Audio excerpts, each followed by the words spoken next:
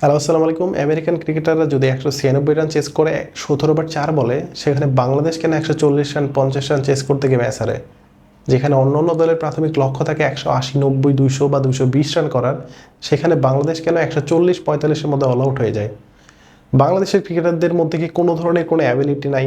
তাদের কি টি-20 খেলার কোনো সামর্থ্যই নাই? অবভিয়াসলি আছে।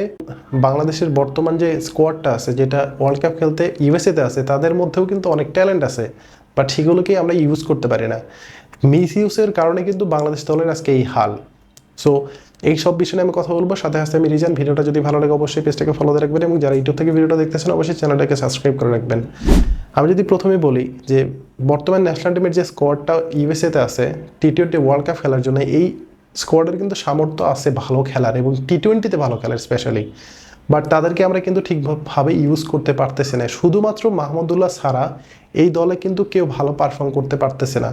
সেই জিম্বাবু সিরিজের কথা যদি বলি, তাহলে সেই সিরিজটা 4-1 ব্যবধানে জেতে, বাট কোনো দর্শককে বা কাউকে কিন্তু ওইভাবে কিন্তু স্যাটিসফাই করতে পারেনি।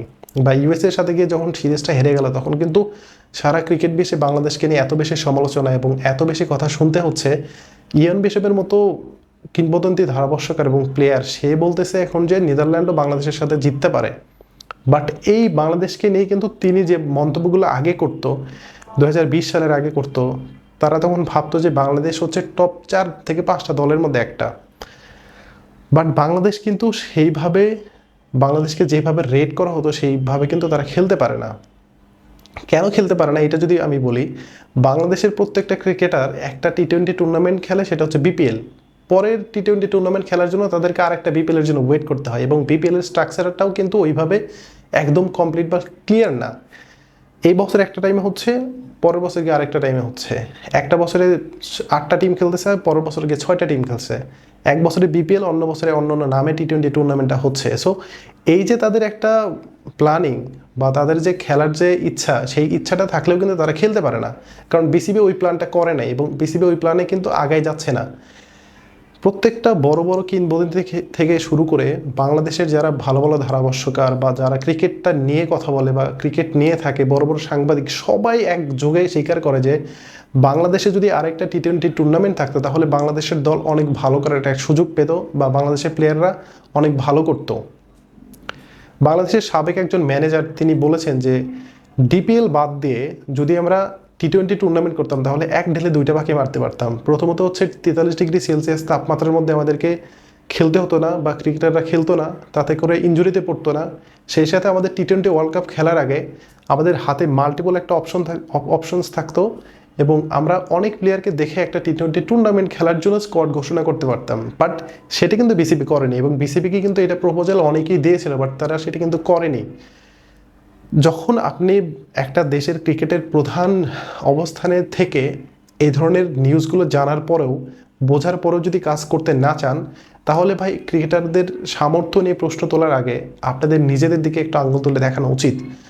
নাজমুল হাসান পাপন অনেক সময় অনেক কথাই বলে থাকেন, অনেক ধরনের কথা বলেন, অনেক বোর্ড পরিচালক বেফাস মন্তব্যও করে ফেলেন ক্রিকেটারদেরকে নিয়ে। ভাই, বর্তমান ক্রিকেটারদের কিন্তু অ্যাবিলিটি আছে ভালো খেলার। যখন বিপিএল শুরু হয়, প্রথম 3-4টা ম্যাচে বাংলাদেশের প্লেয়াররা কিন্তু কেউ ভালো করতে পারে না, বাট এরপর থেকে কিন্তু ধারাবাহিকতার মধ্যে দিয়ে রান করতে পারে বা ভালো করতে পারে।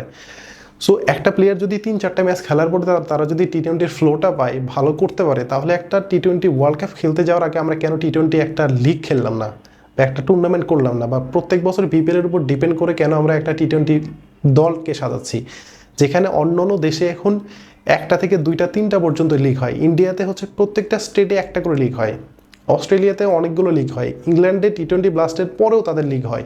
সো তাদের যে প্ল্যান ওয়াইজে আগাচ্ছে, সো তারা তো একটা টুর্নামেন্টে গিয়ে ভালো করবে, তারা ভালো খেলতে পারবে। বাংলাদেশ কিন্তু ওডিআই টিম হিসেবে কিন্তু এখন পর্যন্ত শক্তিশালী টিম, এটা কিন্তু সবাই রেট করে, বাট টি-20 দল হিসেবে কিন্তু তারা কখনো বাংলাদেশকে রেট করে না বা করবেও না, আমি জানি। কারণ বাংলাদেশের কোনো প্লেয়ারের কিন্তু অ্যাবিলিটি নাই টি-20 খেলার মতো, কারণ বাংলাদেশের বিসিবি তাদেরকে সেই সুযোগটা দেয় না। যদি ক্রিকেটারদেরকে এই সুযোগটা দেওয়া হতো, তাহলে কিন্তু বাংলাদেশের ক্রিকেটাররাও পারতো। 2020 সালের আগের কথা বলেন, ইন্ডিয়ার সাথে বাংলাদেশ টি-20 ম্যাচ জিতলো, এশিয়া কাপে ইন্ডিয়ার সাথে ম্যাচ জিতলো, শ্রীলঙ্কার সাথে নিদাস ট্রফির কথা বলেন আপনি, ওয়েস্ট ইন্ডিজের সাথে সিরিজ জেতা। সত্যি বলতে আগে যে প্ল্যান ওয়াইজে কাজ করতো বা আগে যে সিনিয়র ক্রিকেটাররা ছিল, তামিম, মুশফিক, মাশরাফি বা সাকিব, তামিম, মাহমুদুল্লাহ সবাই খেলতো, তখন কিন্তু দলটা ভালো ছিল। কারণ তারা টি-20 টুর্নামেন্ট যদি নাও খেলে বা টি-20-র মধ্যে যদি না থাকে, বাট তারা কিন্তু ক্রিকেটটা বুঝতো। বাট বর্তমান দলে আপনি একটা জিনিস, আমাকে একটা প্লেয়ার দেখেন যে সে ক্রিকেটের ফরম্যাট অনুযায়ী ভালো খেলতে পারে।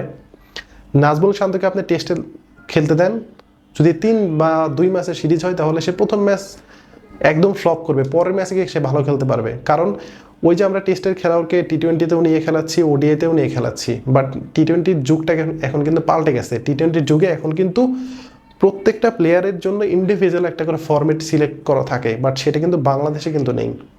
বাংলাদেশ সবসময় চায় যে একই প্লেয়ার দিয়ে ঘুরায় ফেরায় একইভাবে সবগুলো ফরম্যাটে খেলাবে। বাট এই যে প্ল্যান, এই প্ল্যানের মধ্য দিয়ে বাংলাদেশ ক্রিকেট যতদিন যাবে বা এই প্ল্যানটা যতদিন না চেঞ্জ করতে পারবে, ততদিন বাংলাদেশ ক্রিকেট আসলে উন্নতি করতে পারবে না। যেখানে আমেরিকা, যেখানে নেদারল্যান্ড, যেখানে আয়ারল্যান্ড, যেখানে নামিবিয়ার মতো দল 180-90 রান করতে পারে, সেখানে বাংলাদেশ 140 রান করতে গিয়ে অল আউট হয়ে যায়।